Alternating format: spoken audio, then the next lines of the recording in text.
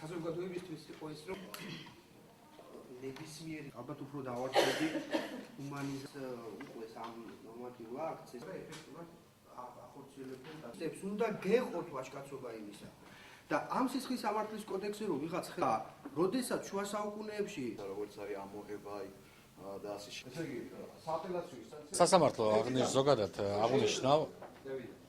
ზოგადად აღნიშნა, რომ დემოკრატიული ჩართულობის ცენტრი ეს არის მნიშვნელოვანი წინსვლა ჩვენი ქვეყნის დემოკრატიის განვითარებისათვის და ჩვენი სასამართლოს მონაწილეობა ბათუმის სასამართლოს ხსენებულ დისკუსიაში, რაც ეხებოდა სასჯელების ლიბერალიზაცია, ძალიან კარგი იყო და მნიშვნელოვანი იყო. აზრი გავცვალეთ, როგორც არასამთავრობო ორგანიზაციებთან, ასევე სახელმწიფო ბრალდების წარმომადგენელთან და უნივერსიტეტის ლექტორთან. ვფიქრობ, რომ შეხვედრა ნაყოფიერი იყო და ყველა მხარისათვის ყველა მხარემ სასურველი ინფორმაცია მიიღო ერთმანეთისგან. ფუნდამენტური უნდა იყოს ის პრინციპები, რა პრინციპები და საერთაშორისო ორგანიზაციების მიერ ის რეკომენდაციები, რაც არის მიღებული, ეს უნდა გატარდეს კანონში და ამ კანონის აღსრულებლები უნდა იყვნენ პროფესიონალები და შეიძლება კანონის ინტერპრეტირება სხვადასხვა უწყებამ სხვადასხვანაირად გაიგოს. კანონის ერთი ხედვა უნდა იყოს, ადვოკატი იქნება მოსამართლე თუ პროკურორი.